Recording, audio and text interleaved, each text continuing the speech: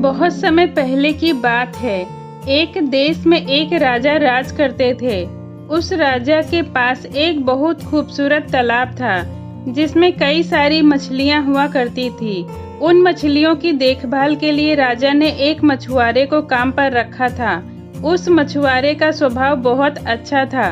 वह राजा की सभी आज्ञा का पालन करता था। राजा को जब भी मछली खाने का मन करता वह उसी मछुआरे को कहकर अपनी पसंद की मछलियां मंगवाते थे। मछुआरा हर बार उनके लिए बेहद स्वादिष्ट मछलियां लेकर आता था।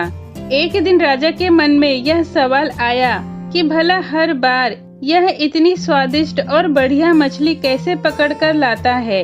तभी एक दिन राजा को अपने गुप्तचरों से पता चलता है कि मछुआरे को तो मछली पकड़नी आती ही नहीं है, लेकिन फिर भी वह राजा के लिए मछली लेकर आता है।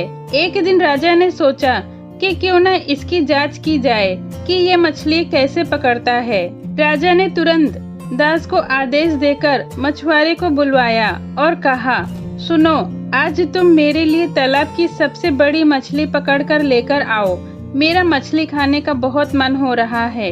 राजा के आदेश पर मछुआरा मछली पकड़ने के लिए तालाब की ओर चल पड़ा। राजा भी दबे पांव उसके पीछे पीछे चलने लगा। तालाब के पास पहुंचते ही मछुआरे ने एक मंत्र पढ़ा और तालाब की सबसे बड़ी मछली उसके पैरों के पास आकर गिर पड़ी।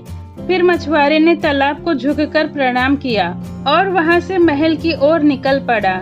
राजा पीछे से सब कुछ छिपकर देख रहे थे। यह नजारा देख उन्हें बहुत आश्चर्य हुआ। फिर वह भी अपने महल की ओर चल दिए। एक दिन मौका देखकर राजा ने मछुआरे से उसके मछली पकड़ने की विधि के बारे में पूछा।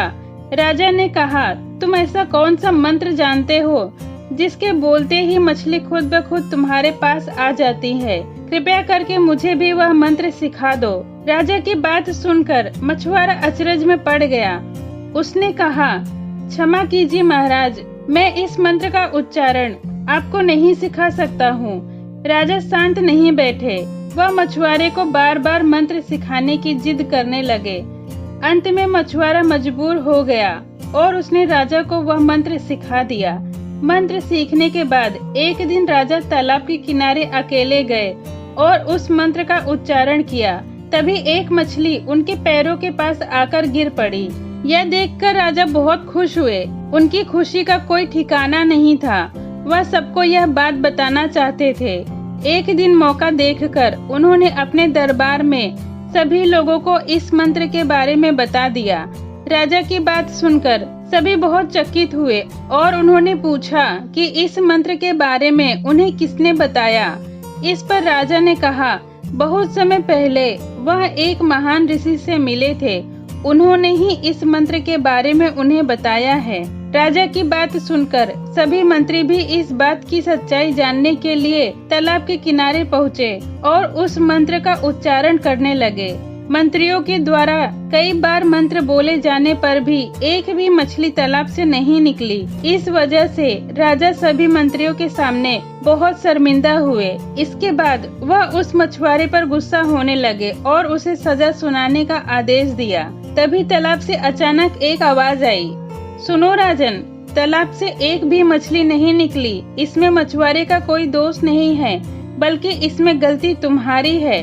तुमने अपने गुरु को गुरु नहीं माना जिसने तुम्हें यह मंत्र सिखाया, इसीलिए मछली तालाब से नहीं निकली। अगर तुम अपने गुरु को स्वीकार करते तो ऐसा नहीं होता। तालाब की बात सुनकर राजा को अपनी गलती का एहसास हुआ। उसने तुरंत मछुआरे से माफी मांगी और उसे अपने गुरु के रूप में स्वीकार किया।